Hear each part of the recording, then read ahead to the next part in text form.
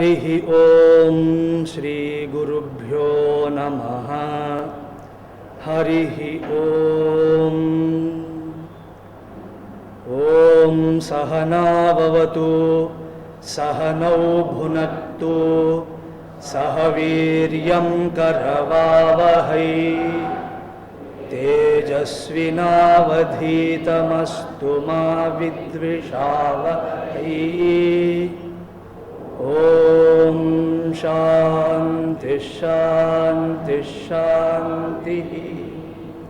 వేద హృదయము మహాభారతం కాబట్టి, వేద విస్తారము మహాభారతం కాబట్టి భారతము పంచమ వేదము అని కీర్తింపబడినది.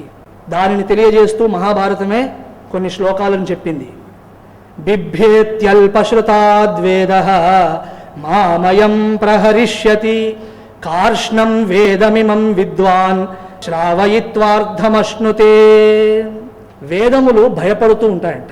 ఏమిటండి, లోకములోని భయమును పోగొట్టే వేదము భయపడుతుందా? అవును. బిభ్యేతి వేదః, వేదము భయపడుతుంది. ఎవరిని చూసండి? అల్పశ్రుతాత్, ఎవరైతే అధ్యయనము సరిగ్గా చెయ్యరో, ఎవరికి పూర్ణమైన జ్ఞానము లేదో, ఎవరు మిడిమిడి జ్ఞానంతో ఉంటారో అలాంటి వారిని చూసి వేదము భయపడుతుంది. వీడు ఎక్కడ నన్ను అధ్యయనం చేసి పొరపాట్లన్నింటినీ దాంట్లో ప్రయోగించి ఇతరులకు చెప్తాడో ఏమో అని భయపడతాయంట శాస్త్రాలు.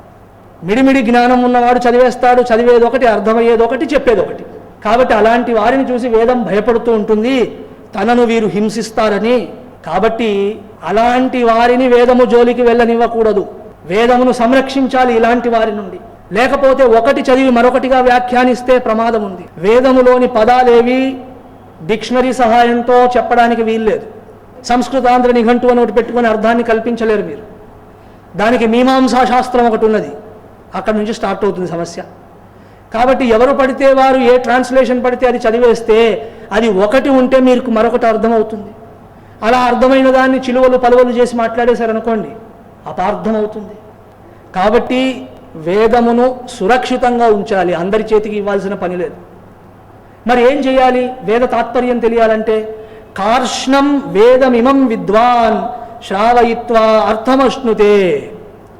విద్వాంసుడైనటువంటి వాడు వేదమును ఉన్నదాన్ని ఉన్నట్లుగా ఎవరికి చెప్పినా అర్థము కాదు. కాబట్టి కార్ష్ణ వేదము అనిపించుకుంటున్నటువంటి మహాభారతాన్ని ప్రబోధించాలి, సామాన్యులకు దానిని బోధించాలి. కార్ష్ణ వేదం అంటున్నారు, ఇదేమిటండి? పంచమ వేదం అన్నారు ఇప్పుడే. కార్ష్ణ వేదము అంటే కృష్ణుడికి చెందిన వేదం. కృష్ణుడికి చెందినది అంటే కృష్ణద్వైపాయనుడనే మహర్షి వేద విభాగము చేసి వేద తాత్పర్యమును హృదయంలో నిలుపుకొని దానినంతటినీ మహాభారత రూపంలో చెప్పాడు. కాబట్టి కార్ష్ణ వేదం అయింది. ఈ కార్ష్ణ వేదం అనబడేటువంటి మహాభారతాన్ని విద్వజ్జనులు అందరికీ ప్రబోధించి వారి జీవితాలకు అర్థాన్ని కల్పించాలి, ఉన్నతిని ప్రసాదించాలి. అలాగే వ్యాసుల వారు చతుర్ముఖ బ్రహ్మగారితో తాను రచించినటువంటి మహాభారతాన్ని గురించి ఇలా చెప్పారు. బ్రహ్మన్ వేదరహస్యం చ యచ్చాన్యస్థాపితం మయ సాంగోపనిషదాం చైవ వేదానాం విస్తర క్రియా. ఓ బ్రహ్మదేవా, నన్ను అనుగ్రహించేందుకు నాకు దర్శనమిచ్చావు. నేను రాసినటువంటి ఈ గ్రంథాన్ని గురించి నీకు చెప్పాలని నాకున్నది. వేద రహస్యం చ, వేదము యొక్క సారమునంతటినీ అలాగే సకల శాస్త్ర సారములన్నింటినీ ఈ గ్రంథములో నేను స్థాపించాను. స అంగ ఉపనిషదాం చైవ వేదానాం విస్తర క్రియా, వేదము యొక్క విస్తారమునంతటినీ దీంట్లో పెట్టాను. అలాగే ఔపనిషద సిద్ధాంతమునంతటిని అంగములతో కలిపి శిక్ష, కల్పం, నిరుక్తం, వ్యాకరణం, జ్యోతిషం, ఛందస్ అనబడేటువంటి అంగములన్నింటినీ శాస్త్ర ప్రతిపాదితమైన మార్గంలో అలాగే ఉపనిషత్తుల సారమంతటిని నేను ఈ మహాభారత గ్రంథంలో నిక్షిప్తము చేశాను అని సాక్షాత్ మా వ్యాసదేవులే చతుర్ముఖ బ్రహ్మగారి ముందు అన్నారు. మనం అర్థం చేసుకోవాల్సింది ఏమిటి? ఈ మహాభారతం 4 వేదముల సారము. 4 వేదములను మీరు క్షుణ్ణంగా అధ్యయనము మీమాంస చేసినా ఏ విషయాలు స్పష్టంగా మీకు దొరకవో అవన్నీ మహాభారతంలో అత్యంత సులభంగా లభిస్తాయి. ఆ కోణంలో వేదముల కంటే మహాభారతానికి బరువు ఎక్కువ ఉంది. ఇదేదో గ్రంథోత్కర్షకు చెప్తున్న మాట కాదు, ఇది వాస్తవం. 4 వేదాలను అధ్యయనము చేసి మీమాంస చేశాక కూడా ఏ సిద్ధాంతములు అస్పష్టములుగా ఉంటాయో అవన్నీ అత్యంత సులభములై మీకు మహాభారతంలో దర్శనమిస్తాయి. కాబట్టి మన స్థితిలోంచి చూస్తే వేదముల కంటే మహాభారతమే మనకు లాభదాయకము అనడంలో ఎటువంటి సందేహము, సంశయము, వివాదము లేదు. ఈ విషయాన్ని కూడా మహాభారతమే చెప్పింది. ఆది పర్వంలో మొదటి అధ్యాయం 269వ శ్లోకం నుంచి వస్తున్నాయి. ఏకతశ్చతురో వేదా భారతం చైతదేకతః పురా కిల సురైః సర్వైః సಮೇత్యతులయా ధృతం చతుర్భ్యః సరహసేభ్యో వేదేభ్యో హి అధికం యదా. ఒకసారి స్వర్గంలోని దేవతలకు మహాభారతం పెద్దదా, మహాభారతం గొప్పదా, వేదము గొప్పదా అనే విచికిత్స కలిగినది. వారు ఒక తక్కెడను పట్టుకొచ్చి దానిలో ఒకవైపు 4 వేదములను పెట్టారు, మరొక దానిలో వ్యాసుల వారు రచించిన భారతాన్ని పెట్టారు. పెట్టి దీంట్లో ఏది బరువు ఉంటుందని చూశారు వారు. వారి ఆశ్చర్యం, వారు వేదము బరువు ఉంటుందని అనుకున్నారు. కానీ చతుర్భ్య సరహసేభ్య వేదోభ్యో హి అధికం యదా, సమస్త రహస్యములతో కూడిన వేదము కంటే మహాభారతమే ఎక్కువ బరువుగా ఉన్నది. మహాభారతం ఎటువైపు ఉన్నదో అటువైపు ఆ తక్కెడ ప్లేట్ అలా కిందే ఉన్నది, దాని ముందు వేదములు పైకి వచ్చాయి. అంటే ఏమిటండి వేదము అంత తక్కువ? అలా కాదు కాదు కాదు, మీరు అలా అర్థం చేసుకుంటే పొరపాటు. వేదములోని సిద్ధాంతం అంతా మహాభారతంలో గట్టిగా ఉన్నదని చెప్పడం. ఈ అంశాన్ని చూసి అప్పటి నుండి మహాభారతం అని పేరు పెట్టారట. తదా ప్రభృతి లోకేస్మిన్ మహాభారతముచ్యతే మహత్వేన గురుత్వే చ ద్రియమాణం యతోధికం. అప్పటి నుండి ఈ గ్రంథానికి మహాభారతం అని పేరు వచ్చినది. ఎందుకు? దీనికి మహత్వము ఉన్నది, గురుత్వము ఉన్నది. గురుత్వము అంటే పెద్దరికం కూడా ఉన్నది. మహత్వాత్ భారవత్వాచ్చ మహాభారతముచ్యతే. మహత్వము ఉన్నది అంటే గొప్పతనము ఉన్నది, భారవత్వం ఉన్నది అంటే బరువు ఉన్నది. కాబట్టి నిరుక్తం అస్య యో వేదః సర్వ పాపైః ప్రముచ్యతే. దీని యొక్క రహస్యమును, అర్థమును ఎవడు తెలుసుకుంటాడో వాడు సకల పాపముల నుండి విముక్తి పొందినవాడై జీవితంలో జయమును సాధిస్తాడు. ఇది మహాభారతం యొక్క గొప్పతనము. కాళిదాసాదులను సైతం ప్రభావితం చేసింది మహాభారతమే. కవికుల గురువు కాళిదాసు అభిజ్ఞాన శాకుంతలాన్ని తీసుకున్నది ఈ మహాభారతంలోంచే. కావ్యములలో నాటకములు చాలా గొప్పవట. ప్రపంచంలోని నాటకములన్నింటిలోనూ అభిజ్ఞాన శాకుంతలానికి మించినది లేదు అని పెద్దలు అంగీకరించారు. శాకుంతలములోని రమ్యమైనటువంటి కావ్యాత్మకత, గంభీరమైనటువంటి భారతీయ సంస్కృతి యొక్క దర్శనం ఎక్కడి నుండి స్వీకరింపబడినది అంటే అది మహాభారతము నుండి.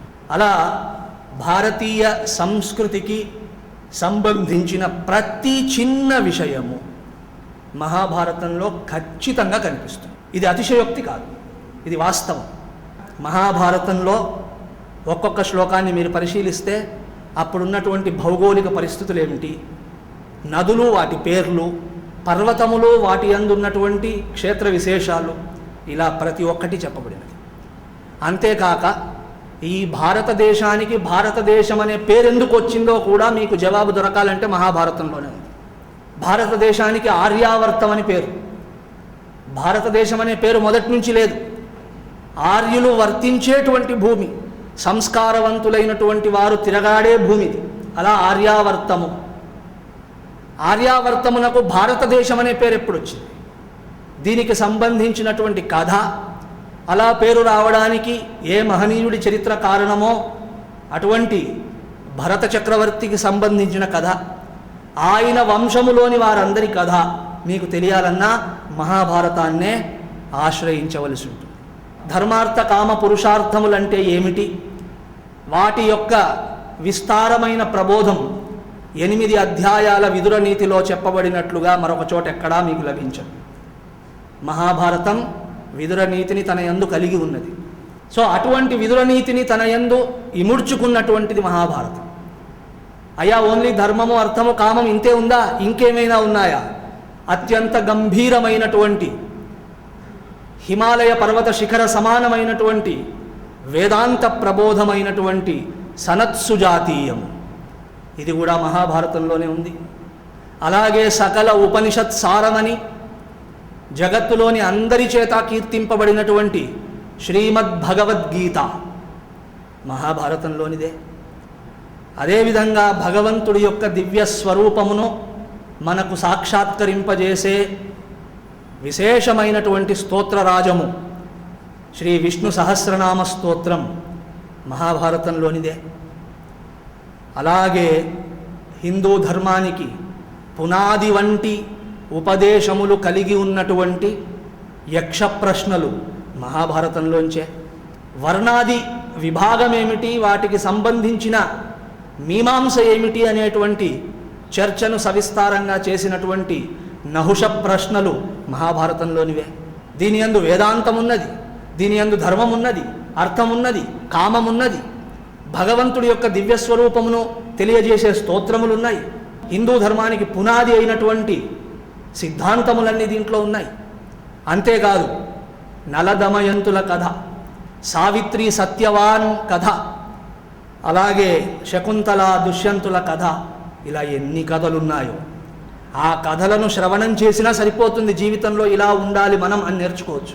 అలాగే కర్మనిష్ట అంటే ఏమిటి, ధర్మనిష్ట అంటే ఏమిటి, దీనికి ఏ వర్ణముతో పని లేదు, ఏ ఆశ్రమంతో పని లేదు, ఈ పర్టికులర్ వర్ణం వాడికే జ్ఞానము మోక్షం అనడానికి వీల్లేదు, తత్వోపదేశం అనడానికి వీల్లేదని చెప్పడానికి గాను ఎన్ని కథలున్నాయి. తులాధరుడి కథ, పతివ్రత కథ, ధర్మవ్యాధుడి కథ, ఇటువంటి కథలను శ్రవణం చేస్తే తత్వజ్ఞానము కలుగక ఎలా ఉంటుంది? మహాభారతంలోని ధర్మవ్యాధోపాఖ్యానాన్ని మీరు చూస్తే ధర్మవ్యాధుడు అనేటువంటి వాడి వృత్తి మాంస విక్రయం చేసేటువంటి ఈ వ్యక్తి కశ్యపుడు అనే బ్రాహ్మణుడికి ఉపదేశం చేశాడు. ధర్మం అంటే ఇది, మోక్షం అంటే ఇది, జ్ఞానం అంటే ఇది అంటూ. ఈ రకంగా భారతంలో లేనటువంటి అంశము లేదు.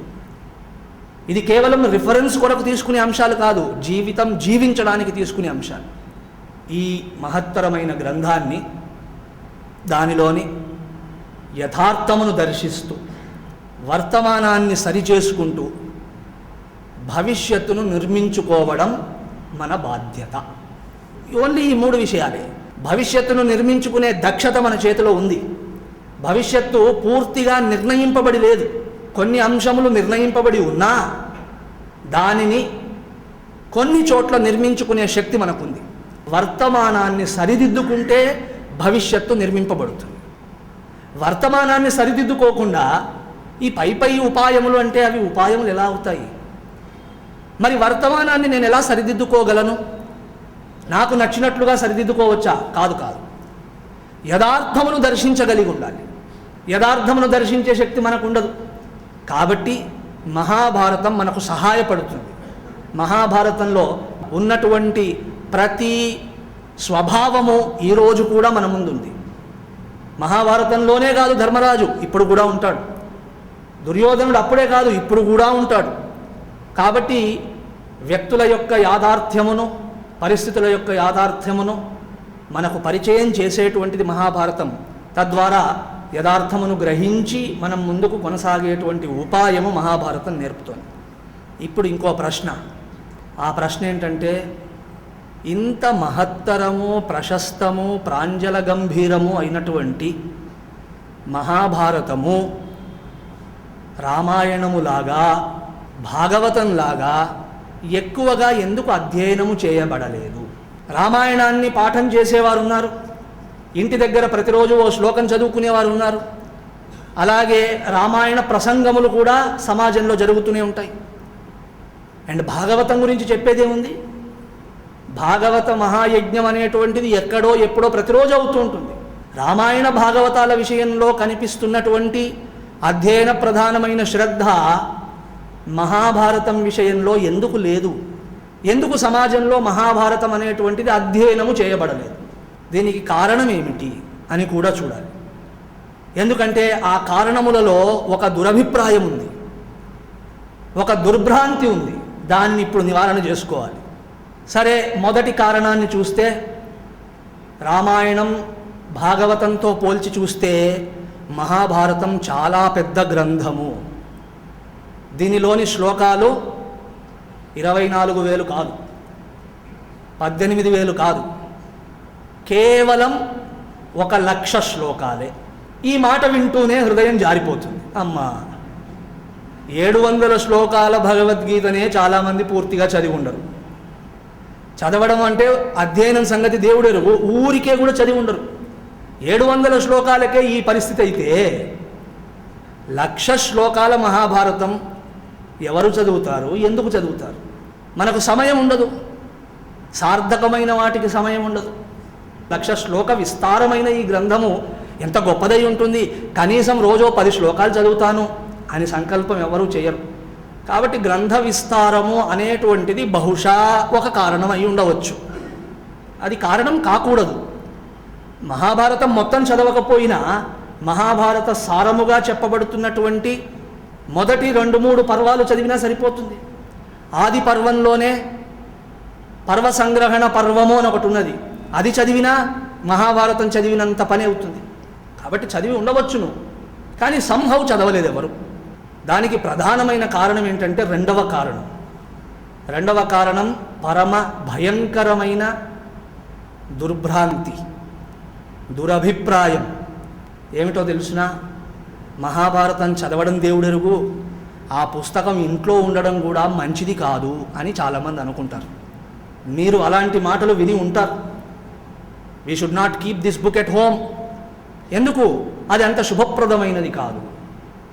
మహాభారతం అనే గ్రంథం ఇంట్లో ఉన్నా కూడా అది ఏదో క్లేశములను కలిగిస్తుంది అని ఒక భావం ఎందుకు వచ్చిందో నాకు తెలియదు. మిడిమిడి జ్ఞానంతో ఉన్నవాడు ఎవడో అనుంటాడు, దానిని ప్రమాణంగా మనం స్వీకరించామంతే. ఇది దుర్భ్రాంతి, ఇది వాస్తవం కాదు. అలాగే రెండవది ఏంటంటే, భాగవతంలో ఉన్నట్టు పరమభక్తిని ఈ గ్రంథం చెప్పట్లేదు, పరమ శరణాగతిని ఈ గ్రంథము సూచించడం లేదు. రామాయణంలో ఉన్నట్లు ధర్మనిష్ట అంటే ఏమిటో చెప్పట్లేదు. కాబట్టి రామాయణము భాగవతము సాత్విక గ్రంథములు, ఆధ్యాత్మిక సంపన్నమైన గ్రంథములు. మహాభారతం అలా కాదు, గొడవలు మొదలైన వాటితో కూడినటువంటి రాజస గ్రంథము. ఇలాంటి దాన్ని ఎక్కువగా చదివితే మనకు కూడా రాజస గుణ ప్రధానమైన విక్షేపాదులు కలుగుతాయి అని చదవడం మానేశారు. సో కొంతమంది అర్ధవిహీనమైన ఆధ్యాత్మికత పేరుతో వదిలేశారు, కొంతమంది భయంతో వదిలేశారు. వెరసి మహాభారతాన్ని అక్షమ్య ఉపేక్ష చేశాం. క్షమించరాని ఉపేక్ష ఇది. ఏ లక్ష్యమును భావన చేసి వ్యాసదేవులు మనకి ఇది అనుగ్రహించారో దానిని విస్మరించి ఉపేక్షించాం. ఇవాళ సమాజంలో విలువలు పతనమైపోయాయంటే దానికి కారణం మహాభారతాన్ని ఉపేక్షించడం. ఇవాళ సమాజంలో ఆధ్యాత్మికత అర్ధవిహీనంగా తయారై కనిపిస్తోందంటే దానికి కారణం మహాభారతాన్ని ఉపేక్షించడం. ఒక్క మాటలో ఎవరికి ఒకరి మధ్య ఒకరికి సయోధ్య లేకుండా వ్యవహారం కొనసాగుతోందంటే, ఒక కుటుంబ వ్యవస్థ, విద్యా వ్యవస్థ, ఏ వ్యవస్థ సరిగ్గా లేదు, ప్రతి వ్యవస్థలో కాలుష్యం ఉందంటే దానికి కారణం మహాభారతాన్ని అధ్యయనం చేయకపోవడం వల్లనే. మహాభారతంలోని ఉపదేశములను విస్మరించడం వలన ఆధ్యాత్మికత అనేది అడుగంటిపోయింది.